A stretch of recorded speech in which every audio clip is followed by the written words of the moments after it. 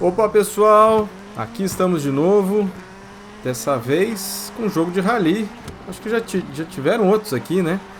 Eu gosto de jogo de rally, cara. Eu gosto de jogo de corrida, mas de rally especial porque você tá geralmente em paisagens naturais, né?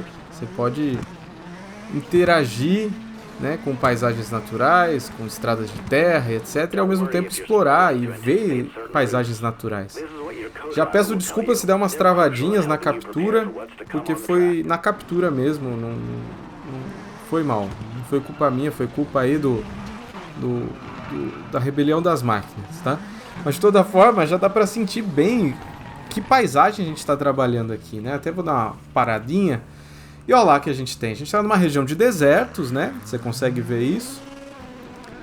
A gente está bem definido aqui, uma região de desertos, e a gente tem essas grandes feições no meio do deserto. Aqui a gente está vendo três grandes elevações, três grandes feições geomorfológicas que se destacam na paisagem, né?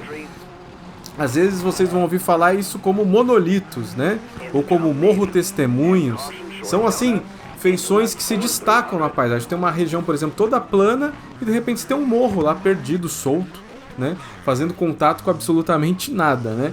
Ali, ó, isoladinho no meio do nada. A gente até viu um pouco disso num vídeo que eu falei do Gears 5, acho que é naquela palestra que eu dei na UFMG. Deve estar aqui no canal, acho que está até no vídeo de destaque. Que a gente tem essas feições, nossa, geomorfológicas que se destacam, né? São morros testemunho. Por que eles são morros testemunho?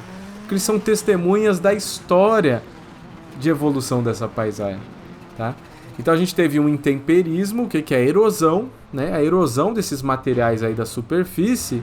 E por algum motivo essa rocha que ficou preservada, formando o morro testemunho, ela é mais resistente. Então às vezes ela tem mais quartzo, tem mais sílica do que os arenitos em volta. Às vezes ela sofreu por um processo de metamorfismo que tornou ela uma rocha mais resistente do que as rochas que estão em volta.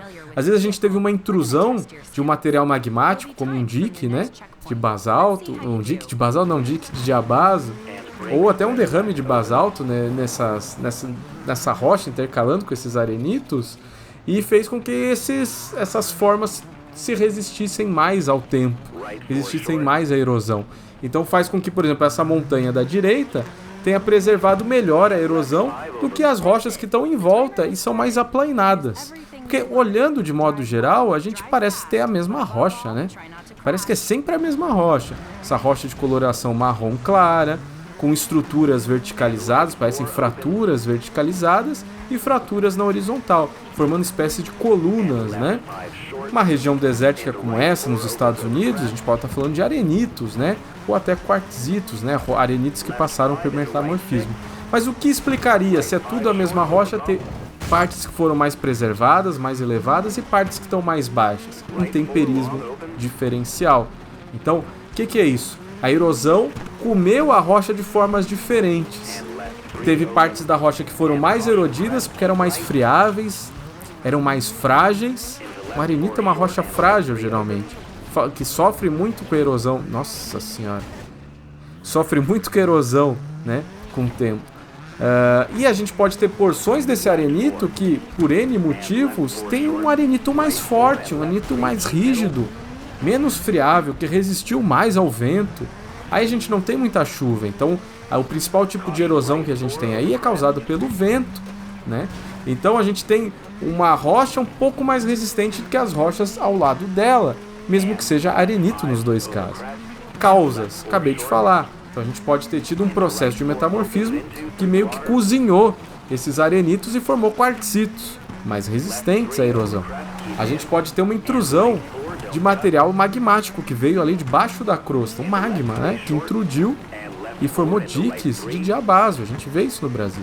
Se a gente tem um dique, esse dique dá uma sustentação para esse arenito, além de dar uma cozinhada nele.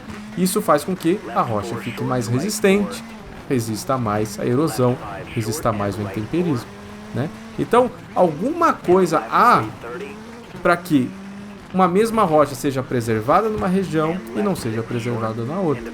Então, esse tipo de erosão diferenciada, que às vezes preserva um lado e não preserva a outra, a gente chama de intemperismo diferencial. Difícil, eu sei, mas a gente vai falar mais disso pela frente. Valeu!